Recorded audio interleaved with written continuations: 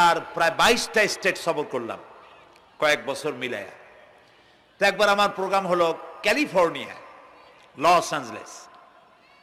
এখানে আমার 3 দিন প্রোগ্রাম। তারা একটা দিন আমাকে রাখলো সাইট সিন দেখার জন্য। আমাকে নিয়ে গেল লস অ্যাঞ্জেলেস থেকে সান ডিয়েগো। সান ডিয়েগো হচ্ছে প্যাসিফিক ওশানের পাশে। এইখানে আছে সি ওয়ার্ল্ড, অর্থাৎ সমুদ্রের মধ্যে যা কিছু আছে তা তারা সেখানে উঠায় রাখছে। বিশাল জায়গা, দেখতে অন্তত 4 দিন লাগে পুরা এলাকা দেখতে।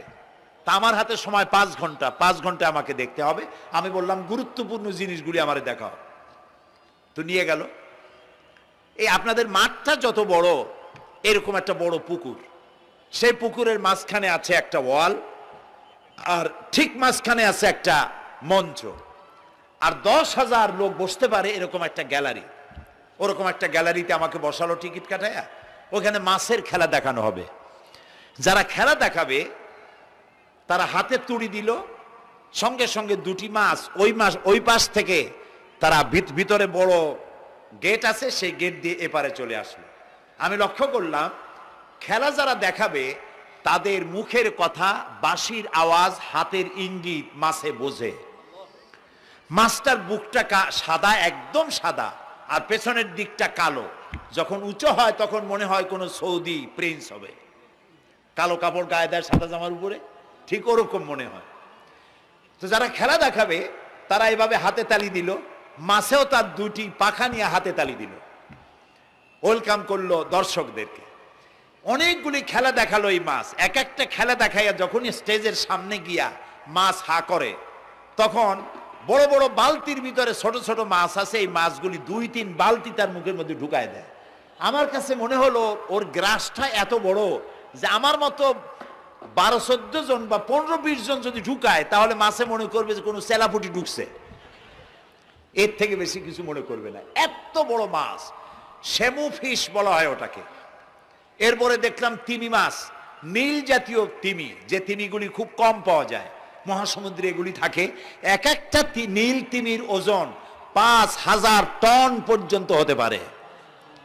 এর যে বাচ্চা হয় সে বাচ্চায় দুধ খায়।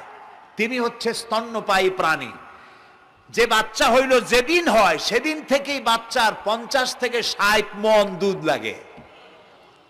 কে খাওয়ায়? সুবহানাল্লাহ। দুনিয়ার কোনো গভর্নমেন্ট খাওয়ায় না। দুনিয়ায় স্থলভাগে পিঁপড়া থেকে শুরু করে হাতি পর্যন্ত, ছোট্ট চেলা পোকা থেকে শুরু করে সাপ, বড় বড় পাইথন পর্যন্ত, টোনাটুনি পাখি থেকে শুরু করে ঈগল পর্যন্ত, নদীর ভিতরে চেলাপুটি থেকে শুরু করে তিমি মাছ পর্যন্ত অসংখ্য প্রাণী সকাল বেলায় খালি পেটে জঙ্গল থেকে, গর্তের মধ্য থেকে, বাসা থেকে, পানির মধ্য থেকে যার যার আস্তানা ছেড়ে আহারের অনুসন্ধানে শত সহস্র কোটি প্রাণী সব যার যার ক্ষুধার পেট নিয়ে বেরিয়ে যায়। আল্লাহ রাব্বুল আলামিন বলেন, সন্ধ্যা হতে না হতে সবগুলির পেট ভরাইয়া যার যার বাসায় আমি ভিড়াইয়া দেই। ইন্নাল্লাহা হুয়ার রাজ্জাকু যুল কুওয়াতিল মাতিন। খেতে দেওয়ার মালিক কে? সেই আল্লাহর এই গুণকে, এই গুণাবলীকে বিশ্বাস করতে হবে। খেতে দেওয়ার মালিক তিনি কেবলমাত্র। সন্তান হয় না, দেওয়ার মালিক কে? বলেন জোরে। হাসাবার মালিক কে? কাঁদাবার মালিক কে? সুখ দেওয়ার মালিক কে? দুঃখ থেকে উদ্ধার করার মালিক কে? হায়াতের মালিক কে? মওতের মালিক কে? ফাআলুন লিমা ইউরিদ। যা খুশি তাই তিনি করতে পারেন। সুবহানাল্লাহ বলে। কোন? কাফ আর নুন, 2টি অক্ষর। যখন যা ইচ্ছে করেন হয়ে যায়। আল্লাহর এই গুণকে বিশ্বাস করলে মানুষ শিরক থেকে বাঁচতে পারবে। মাজারমুখী হবে না মুসলমান, মসজিদমুখী হবে তখন। আজ আমার মুসলমান একদিকে নামাজও পড়ে আর একদিকে মাজারের কাছে গিয়ে দুর্বল হয়ে যায়। আছে না? আছে কি না? মাজারগুলির কাছে গিয়ে সাহায্য কামনা করে। আমার নিজের চোখে দেখেছি মাজারে গিয়ে কিভাবে সেজদা দেয় কবরকে। বলেন নাউযুবিল্লাহ। আল্লাহ ছাড়া কাউকে রুকু সেজদা করা যায় না। যা চাবার আল্লাহর কাছে চাইতে হবে। ওয়াইজা সাআলতা ফাসআলিল্লাহ ওয়াইজা ইসতাআনতা ফাসতাইন বিল্লাহ। যা কিছু চাওয়ার আল্লাহর কাছে চাও, যা কিছু বলার আল্লাহকে বলো। সব কিছু করার মালিক তিনি। সুবহানাল্লাহ বলেন। এই জন্য মাজারের সাথে মুসলমানদের সম্পর্ক হবে না, মুসলমানদের সম্পর্ক হবে মসজিদের সাথে। কিসের সাথে বলেন জোরে? আপনি কোন অসুবিধায় পড়েছেন, মাজলুম হয়েছেন, অত্যাচারিত হয়েছেন, চাকরির সমস্যা হয়েছে, ঘরে খাবার নাই, অসুখ বিসুখ হয়েছে, নানান ধরনের সমস্যায় পড়েছেন, কোনো মাজার নয়, কোনো পীর নয়, মসজিদের ভিতরে চলে যান, উজু করে মসজিদে ঢুকে 2 রাকাত কাজায়ে হাজাতের নামাজ পড়েন। রাসূলুল্লাহর উপরে যখনই বিপদ হতো তিনি নামাজে দাঁড়ায় যেতেন। সুবহানাল্লাহ বলো। আপনি কেন যাবেন একটা কবরের কাছে? আপনার সাহায্য কামনার জন্য কোনো পীর নয়, আপনার সাহায্যের জন্য কোনো কবর নয়। সাহায্য পাওয়ার জন্য কে? আল্লাহ চান আপনার ঈমানটা খালেস হোক। আল্লাহ তাআলা এটা বরদাস্ত করতে পারেন না যে মানুষ কারো কাছে গিয়া আরেকজনের কাছে গিয়ে নথি স্বীকার করুক। আল্লাহ সহ্য করেন না। ইন্না শিরকা লাযুলমুন আযীম। শিরক হচ্ছে মস্ত বড় জুলম, অত্যাচার। আল্লাহ সব থেকে অপছন্দ করেন কোন গুনাহ বলেন? শিরক। আল্লাহ সহ্যই করেন না। কেন করেন না? একটা যুক্তিতে আসে। যারা বিবাহ করেছেন তাদের স্ত্রী যদি স্বামীর সাথে যে ধরনের হাসি খুশি প্রেমের আদান প্রদান করে, স্বামী ছাড়া যদি আরেকজন পুরুষের সাথে এরকমের ভাব বিনিময় করে, ফোনে কথা বলে, প্রেম করে, খুব সুন্দর করে ভালোবাসা দিয়ে যদি চিঠি লেখে অন্য পুরুষের কাছে, অথবা প্রেম নিবেদন করে, তাহলে স্বামীদের অবস্থা কেমন হবে বলেন? এইটার জবাব দিতেও যদি দেরি হয় তো খুবই কুলক্ষণ। হ্যাঁ, ভয়ানক হবে, ভয়ানক হয়ে যাবে। নিজের চরিত্র যতই যা হোক, বউর চরিত্র ভালো চাই। আচ্ছা বলেন তো, স্ত্রী আপনার সঙ্গে যেভাবে প্রেমের হাসি হাসে, প্রেম নিবেদন করে, ওই রকম আরেকটা পুরুষের কাছে সাথে করলে আপনার সহ্য হয় না কেন? আপনি স্ত্রীর উপরে আপনার অধিকারটা কতখানি, কি জন্যে? আপনার স্ত্রীর যে হাসি, যে মিষ্টি হাসি, যা আপনার প্রাণ কেড়ে নেয়, ওই হাসিতে আপনার কোনো অবদান আছে বলেন? তার যে টানা টানা চোখ, সুন্দর ভ্রু, মাথায় অনেক লম্বা চুল, শরীরটা সুন্দর, যৌবন, রূপ, এর ভেতরে আপনার কোনো অবদান আছে? হ্যাঁ আছে, একটু তো আছেই। আপনি যে মুখ দিয়ে বউটা হাসে, সেই ঠোঁটে একটু লিপস্টিক লাগাইছেন।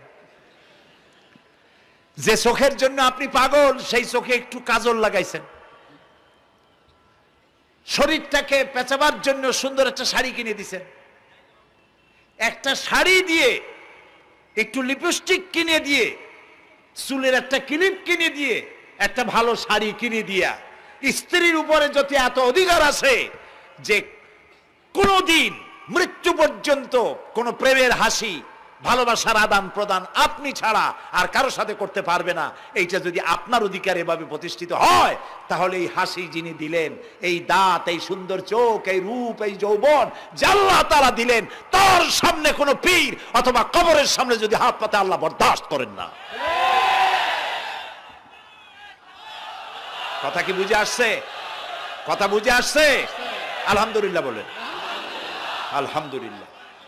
বুঝলেই আমাদের কষ্ট সার্থক। আলহামদুলিল্লাহ বলি। আমরা যেন আল্লাহরে চিনতে পারি, বুঝতে পারি। আমার বিশ্বাস করুন, কোরআন আমার সামনে, আল্লাহর কসম, কোন জীবিত পীর, কোন মৃত্যু পীর আমার ভাগ্যের ভালো বা মন্দ করার কোন অধিকার রাখে না, রাখে না, রাখে না। কোন পীর ফু দিয়ে আমার ভাগ্যকে ভালো বানাই দিতে পারবে না, পারবে না, এবং আমার একটা চুলও বাঁকাও করতে পারবে না। খাইরিহি ওয়া শাররিহি মিনাল্লাহি তাআলা। আমার ভালো আমার মন্দ করার একমাত্র মালিক কে? আল্লাহ। এক আঙ্গুল আকাশের দিকে উঁচু করে চিৎকার দিয়ে বলুন কে? আবার বলেন, আবার বলেন, আবারও বলুন। হাত নামান। আল্লাহ কবুল করুন, বলেন আমিন। আমার এই বক্তব্য দিয়ে আমি কোনো পীরকে অমর্যাদা করছি না। পীর সাহেবদের কাছে পীর কোনো শরীয়তের শব্দ নয়। কোরআন এবং হাদিসে কোথাও পীর বলে কোনো শব্দ নাই। এটি ফার্সি শব্দ। এই শব্দের অর্থ হলো বৃদ্ধ। তো পীর যদি বৃদ্ধ হয় ভালো কথা, তিনি যদি আলেম হন আরো ভালো কথা। কিন্তু বাপ পীর ছিল, উনিও সেই সুবাদে পীর। ইলেম নাই, তোনার নিজের কাছেই তো টর্চ নাই। আপনাকে অন্ধকারে উনিও ম্যানহোলের মধ্যে পড়বে, আপনারে নিয়ে পড়বে। আলেম হইতে হবে, পীর যদি হয় আলেম হইতে হবে, এক নম্বর কথা। দুই নম্বর কথা হলো তিনি ব্যবসায়ী হবেন না। ধর্মের নামে তিনি ব্যবসা করবেন না। তিনি মানুষকে হেদায়েতের পথ দেখাবেন। প্রয়োজনে জেলে যাবেন, প্রয়োজনে ফাঁসির মঞ্চে দাঁড়াবেন। তিনি নিজেকেই ইসলামের সব আমি করি, আর ইসলাম কারো কাছে নাই। যারা ইসলাম করলো 70-80 বছর ধরে, রাজনীতির পথ দেখালো, তারা ইসলামের দল না, ওনারটাই ইসলামের দল।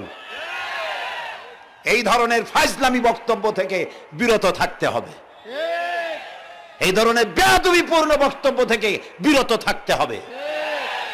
আমার দোকানে খাঁটি ঘি পাওয়া যায়, আর কারো দোকানে খাঁটি ঘি পাওয়া যায় না। ইসলাম নিয়ে এই ধরনের মনোপলি বিজনেস করতে দেওয়া হবে না। প্রিয় ভাই সব, আমরা পীর সাহেবদের চিনি। পীর ছিলেন শাহজালাল রহমতুল্লাহ আলাইহি। সুবহানাল্লাহ।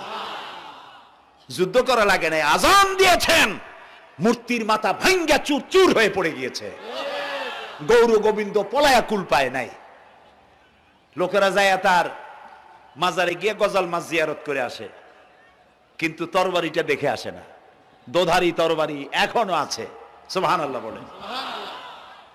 পীর ছিলেন হযরতে বাহাউদ্দিন নকশবন্দি, মুজাদ্দিদ আল ফিসানি রহমতুল্লাহ আলাইহি, বড় পীর আব্দুল কাদের জিলানী রহমতুল্লাহ আলাইহি, খাজা মঈনুদ্দিন চিশতি রহমতুল্লাহ আলাইহি, শাহজাহান আলী রহমতুল্লাহ আলাইহি। কত ওলিউল্লাহর মাজার দিয়ে আমার দেশ ভরা। আলহামদুলিল্লাহ কর। আলহামদুলিল্লাহ।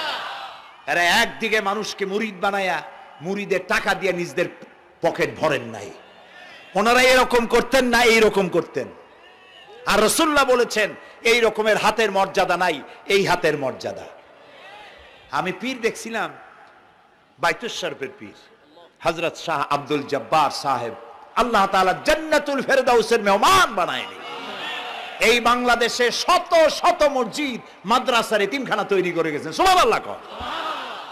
বৃষ্টির মৌসুমে চট্টগ্রামের বাড়ি তার, 14 বছর মাদ্রাসায় ওয়াজিদিয়া চট্টগ্রামে 14 বছর বুখারী শরীফ পড়িয়েছেন। কি মানের আলেম!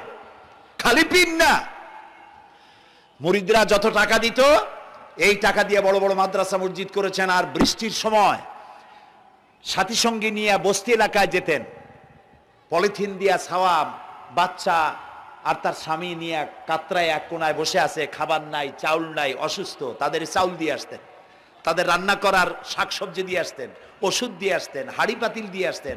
বন্যা হলে, তুফান হলে টাকা উজাড় করে যা মুরিদরা দিত সবগুলি উজাড় করে মানুষের খেদমত করতেন। সুবহানাল্লাহ। কাজী যারা জামায় অনেকগুলো পকেট সমানে নিতে থাকে আর ভরতে থাকে এইভাবে করে, এই ব্যবসায়ীদেরকে পরিত্যাগ করতে হবে। পীর হচ্ছে ওই সমস্ত লোক যারা নাকি ধর্মের নামে ব্যবসা করে না, বরং আল্লাহর দ্বীনকে প্রতিষ্ঠা করার জন্য কথা বলে। প্রিয় ভাই সব, আমাদের জেহেন সাফ করতে হবে, পরিষ্কার করে বুঝতে হবে আমার ভালো আমার মন্দ কে করতে পারেন? আল্লাহ।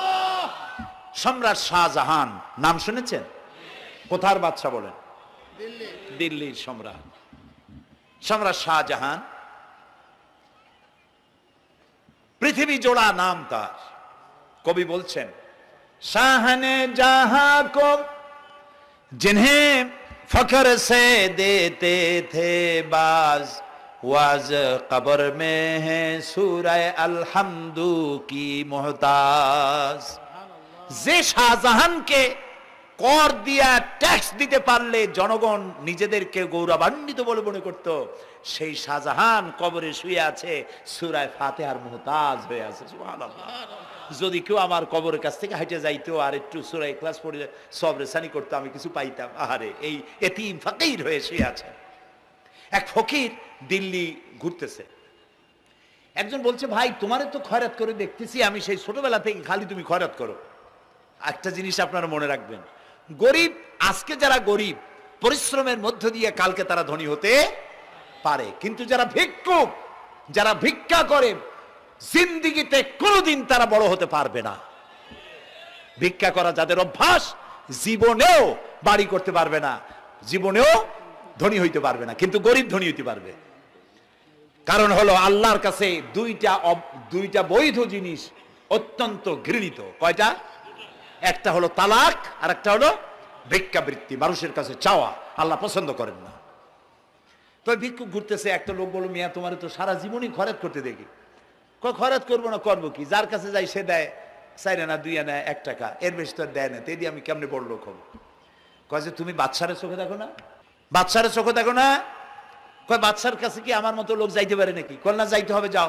বাদশা একবার যাবা, এমন দেওয়া দেবে জীবনে আর তোমার খরচ করা লাগবে না। পাতি শিয়ালের পিছনে ঘুরে তো লাভ নাই, পাতি শিয়ালে খায় মুরগি, তোমার একটা ঠ্যাং দেবে, দাঁতের খেলালের কাজ হবে না। বাঘের পিছনে ঘোরো, বাঘে খায় গরু আর হরিণ, একটা রান দিলে তুমি 1 সপ্তাহ খাইতে পারবে। কাজে ঘুরতে গিয়েও বোঝা উচিত কার সাথে ঘুরি। তো বলছে বাদশার কাছে যাও। তো বাদশারে পাবো কই? কই তো দেখলাম কেবল মসজিদে ঢুকলো।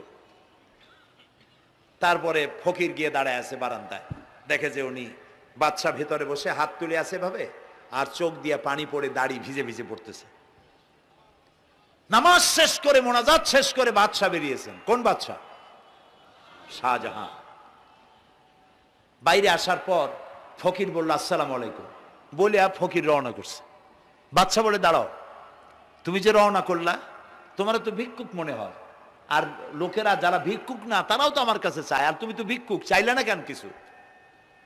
ভিক্ষুক বলে, জাহাপানা, আমি কিছু চাইতে এসেছিলাম আপনার কাছে, কিন্তু আপনার করুণ অবস্থা দেখে আমার জ্ঞানের চোখ খুলে গিয়েছে। আমি দেখতে পেলাম আমি যার কাছে চাইতে এসেছি, আমি তো কান্দি না, হাতও পাতি নাই। যার কাছে চাইতে আসতাম দিল্লির সম্রাট, আবার কোন সম্রাটের কাছে হাত পেতে ভিক্ষুকের মতো কি জানি চায়, আর চোখ দিয়া পানি পড়ে দাড়ি ভিজে ভিজে পড়ছে। আমার জ্ঞানের চোখ খুলে গেছে, দুনিয়ার বাদশার কাছে আর চাইবো না। বাদশা কান্দে যে বাদশার কাছে, তার কাছেই চাইবো। প্রিয় ভাই সব, এই জন্যে জিহেন সাফ করে ফেলুন। দুনিয়ার কোনো মানুষের জন্য, মানুষের কাছে নয়, কোনো কবরে নয়, কোনো কারো কাছে নয়, আল্লাহ তাআলার কাছেই আমরা নামাজের মধ্যে ঘোষণা করেছি, ইয়াকা না'বুদু ওয়া ইয়াকা নাস্তাঈন। আল্লাহ তাআলা, তোমার একমাত্র ইবাদত করি, তোমার কাছেই সাহায্য চাই। কাজেই সাহায্য আল্লাহর কাছে। কার কাছে চাইবো বলে? আল্লাহ আমাদের ঈমান পোক্ত করে দিন। আমরা বলি আমিন, আমরা বলি আমিন। অসুখ বিসুখ হইলে পরে ধৈর্য ধরবেন। অনেক মানুষ আছে জ্বর হইলে কয় যে এত নামাজ পড়ি খালি জ্বর আমারই হয়, এত রোজা রাখি, ভালো ভালো কাম করি, আমার ছেলের অসুখ মোটে সারি না। এই জাতীয় কথা বলবেন না। মুমিনের পায়ে যদি কাঁটা ফোটে সওয়াব থেকে খালি নাই, ধৈর্য ধরতে হবে। কাঁটা ফুটছে, বলেন ইন্না লিল্লাহ। আজাবান লিল মুমিন, মুমিনের জন্য বড়ই আশ্চর্য ব্যাপার, বিপদ হইলেও শুকর আদায় করে, আর সুখে থাকলেও শুকর আদায় করে। সুবহানাল্লাহ বিহামদি। বিপদ আসলে সে বলে ইন্না লিল্লাহি, বলেন ইন্না লিল্লাহি ওয়া ইন্না ইলাইহি রাজিউন। আর যখন শান্তি আসে বলে আলহামদুলিল্লাহ। দুই অবস্থায় তার জন্য নিয়ামত আল্লাহর তরফ থেকে সে পায়, আলহামদুলিল্লাহ।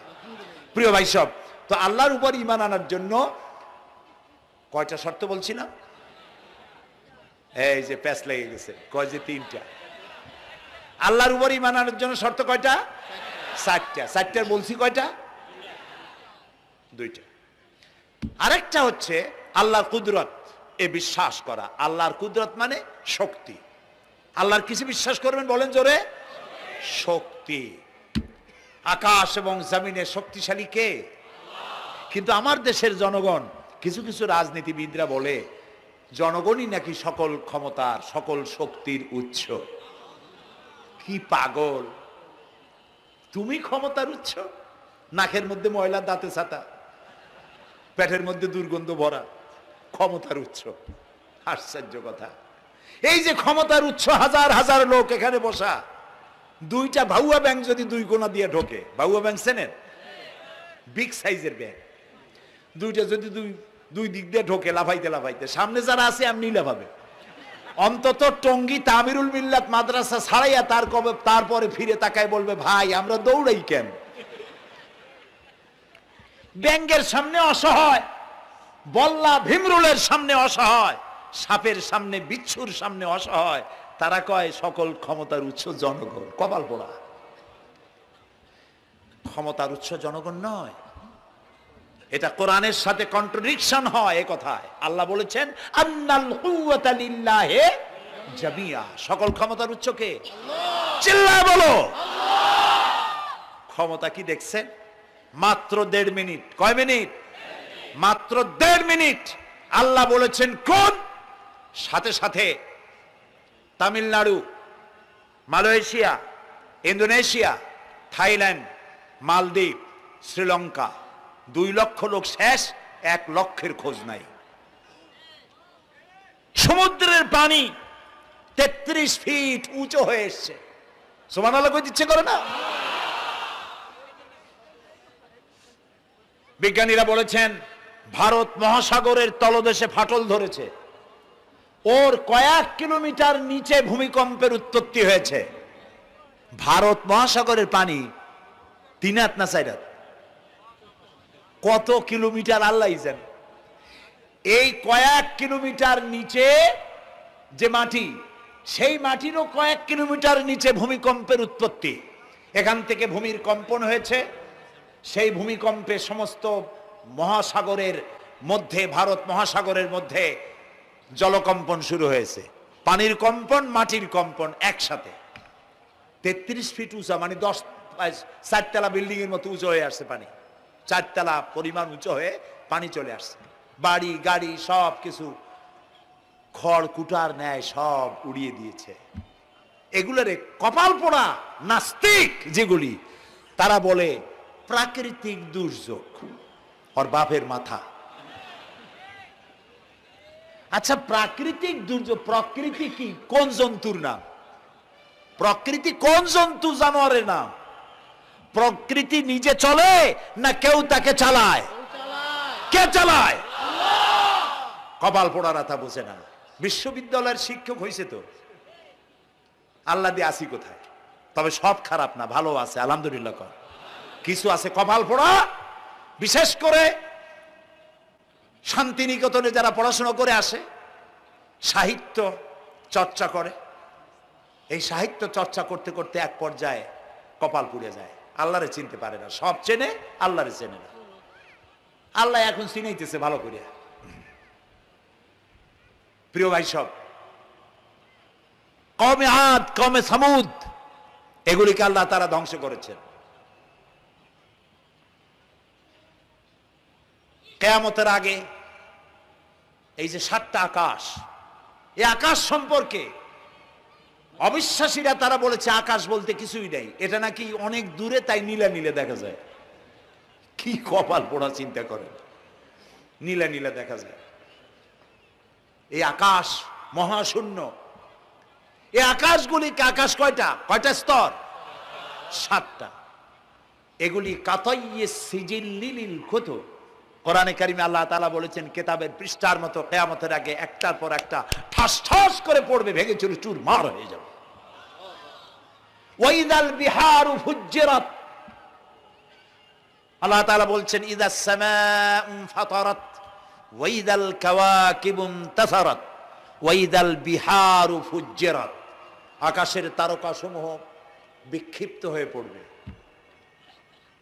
অসংখ্য তারকারাজি, বিশাল বিশাল তারকা বিক্ষিপ্ত হয়ে পড়বে। চন্দ্র সূর্য একটার সাথে আরেকটা ধাক্কা লেগে চাঁদ আর সূর্য আলো হারিয়ে ফেলবে, একাকার হয়ে যাবে।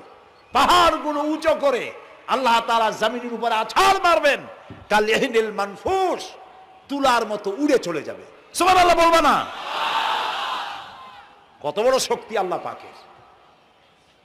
ওয়াইদাল বিহারু ফুজ্জিরাত, সমুদ্র সমূহ বিদীর্ণ হয়ে যাবে। সমুদ্রে যত পানি আছে সমস্ত পানিগুলি নিঃশোষিত হয়ে যাবে মাটির তলায় এবং সেখানে অগ্নুৎপত্তি হবে। কোরআনে কারীম আল্লাহ বলে দিয়েছেন গোটা সমুদ্রগুলিতে আগুন জ্বলতে থাকবে। এগুলি কিয়ামতের আলামত। আল্লাহ পাকের অফুরন্ত মেহেরবানি। এই যে কানের কাছ দিয়া গুলিটা চলে গেছে, কানে লাগে নাই, বাড়ির কাছ থেকে কিয়ামত হয়ে গেল, বাংলাদেশে আল্লাহ বাঁচাই দিলেন। সুবহানাল্লাহ বলো, আলহামদুলিল্লাহ বলে।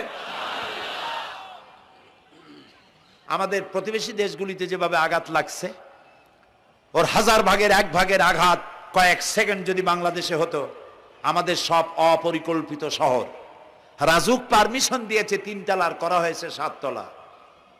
এইভাবে অপরিকল্পিত যত বিল্ডিং আছে এগুলি পচা সিমেন্ট দিয়ে, পচা ইট দিয়ে তৈরি করা হয়েছে। 2-3 সেকেন্ডের ভূমিকম্প যথেষ্ট এই শহর লণ্ডভণ্ড করে দেওয়ার। অসংখ্য মানুষ মারা যাবে, অসংখ্য বাড়িঘর শেষ হয়ে যাবে। এদেরকে রেস্কিউ করার মতো মডার্ন ইকুইপমেন্টসও গভর্নমেন্টের কাছে নাই। এই জন্য আল্লাহর কাছে সেজদা দিয়া গুনার তওবা করতে হবে, আল্লাহ আমাদের মাফ করে দাও, আমার এই গরিব দেশটাকে কিয়ামত পর্যন্ত এই গজব থেকে বাঁচাও। প্রিয় ভাই সব, আল্লাহ তাআলার ক্ষমতার ওয়াজ আমি আজ করতে পারবো না, অনেক লম্বা হয়ে যাবে। কারণ আমাকে 3টা পুঁজির কথা তো কমসে কম বলতেই হবে, অল্প করে হলেও। শুনবেন তো? আল্লাহ তৌফিক দিক, বলেন আমিন। তো আল্লাহ তাআলার ক্ষমতায় বিশ্বাস করা, তার প্রচন্ড ক্ষমতা, যা খুশি তাই বলেন করতে পারেন। মরাকে জিন্দাকে মারতে পারেন, মরুভূমিতে ফুল ফুটাতে পারেন। সুবহানাল্লাহ, যা খুশি তাই করতে পারেন। এই শক্তি সহকারে আল্লাহকে বিশ্বাস করতে হবে। 4র্থ নম্বরে আল্লাহর হুকুম এবং হাকাম, আদেশ নিষেধ। আমি আল্লাহরে বিশ্বাস করি, এই কথার কোনো দাম নাই যদি তার আদেশ না মানি। এই কথার কোনো দাম নাই যদি তার নিষেধকে আমি আমার জীবনে প্রত্যাহার না করে চলতে পারি। মুসলমান বলে দাবি করার কোনো মূল্য নেই।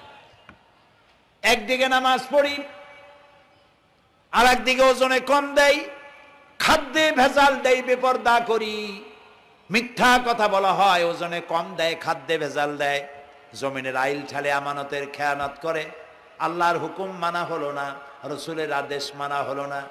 আল্লাহর উপর ঈমান আনার জন্য 4র্থ শর্ত হচ্ছে আল্লাহ যা বলেছেন মাথা নত করে মেনে নিতে হবে, বলতে হবে সামি'না ওয়া আতা'না। বলেন সামি'না ওয়া আতা'না, শুনলাম আর মেনে নিলাম। বলেন তো জোরে, শুনলাম আর মেনে নিলাম। সুবহানাল্লাহ বলেন। মুমিনেরা এই প্রশ্নই করবে না মদ হারাম কেন, মুমিনেরা এই প্রশ্নই করবে না জুয়া হারাম কেন, মুমিনেরা এই প্রশ্নই করবে না জেনা হারাম কেন। একটাই জবাব, মদ হারাম কেন? আল্লাহ হারাম করেছেন তাই হারাম। জেনা হারাম কেন? আমার আল্লাহ হারাম করেছেন তাই হারাম। জুয়া হারাম কেন? আমার আল্লাহ হারাম করেছেন তাই হারাম।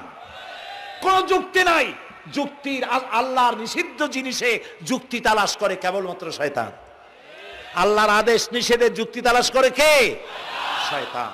মুমিনের কাজ হলো সামি'না, বলেন, ওয়া আতা'না, শুনলাম আর মানলাম, বাস, শেষ কথা, খালাস। এই গেল 4টি শর্ত পুরো হয়ে গেল। এই 4টি শর্ত যদি পূরণ করতে পারি তাহলে আল্লাহরে বিশ্বাস করছি এটা প্রমাণিত হবে, এটা জাস্টিফাই হবে, এটা সত্যতা প্রমাণ হবে যদি আল্লাহর হুকুম মতো।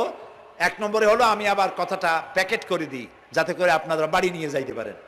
আল্লাহর উপরে ঈমান এনেছি, এই কথাটাকে কমপ্লিট করার জন্য শর্ত কয়টা? 4টা। 1 নম্বরে আল্লাহর অস্তিত্বে বিশ্বাস, বলেন আল্লাহর অস্তিত্বে বিশ্বাস। 2 নম্বরে আল্লাহর গুণাবলীতে বিশ্বাস। 3 নম্বরে আল্লাহর ক্ষমতায় বিশ্বাস।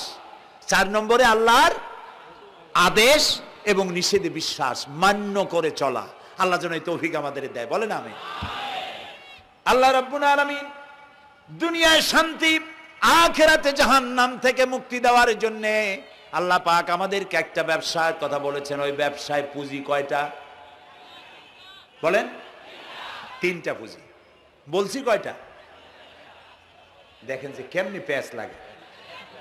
বলছি মাত্র একটা, সে একটা ডাল বার করছি 4টা। এবার আসেন মূল পয়েন্টে। এবার দ্বিতীয় পয়েন্ট, রসুলের প্রতি ঈমান। আমরা তো রসুলের প্রতি ঈমান আনছি কিনা বলেন? রসুলের প্রতি ঈমান এনেছি।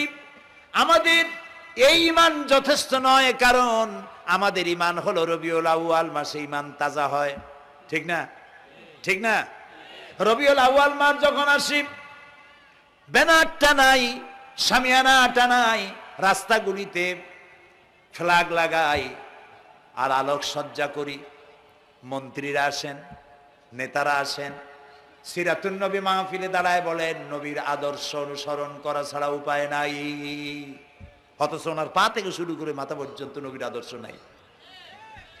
আবার এই নেতা রামকৃষ্ণ মিশনে, রামকৃষ্ণ পরমহংসদেব তার মঞ্চে গিয়ে বলেন রামকৃষ্ণের নীতির ছাড়া বিকল্প কিছুই নেই। আবার গৌতম বুদ্ধের জন্মবার্ষিকী উদযাপনের জন্য সেখানে গিয়ে বলেন গৌতম বুদ্ধের অহিংস নীতি অনুসরণ করা ছাড়া জাতির যোগীনাথ হওয়ার আর কোনো পথ নাই। যেখানে যায় সেই জায়গার গুলি ধরে। রবিউল আউয়াল মাস আসতে পারে, আলোকসজ্জা করে ইয়া নবী সালামু আলাইকা, ইয়া রাসূল সালামু আলাইকা। এরপরে গরম গরম জিলাপি রাসূলুল্লাহকে বুঝায় দেওয়া হলো, হে রাসূল আপনি তাকিয়ে দেখেন কত মহব্বত আপনারে করি, আপনার মহব্বতের জন্য আমাদের শহরের কোন মিষ্টির দোকানে আর মিষ্টি নাই, সব আমরা খাইয়া শেষ করছি। এই হলো মহব্বত। এই মহব্বতে এই ঈমানে কাজ হবে না। এই ঈমানে বলেন কাজ হবে না। কোন ঈমানে কাজ হবে? রাসূলের প্রতি ঈমানের অর্থ কি? এর অর্থ হচ্ছে নবী করিম সাল্লাল্লাহু আলাইহি ওয়াসাল্লাম আমাদের রাসূল, আমাদের নেতা। আমাদের রাসূল আমাদের নেতা, আমরা তার উম্মত, তার অনুসারী। অনুসারীর কাজ কি? নেতার পূর্ণাঙ্গ অনুসরণ করণ, রাসূলুল্লাহর আনুগত্য করতে হবে।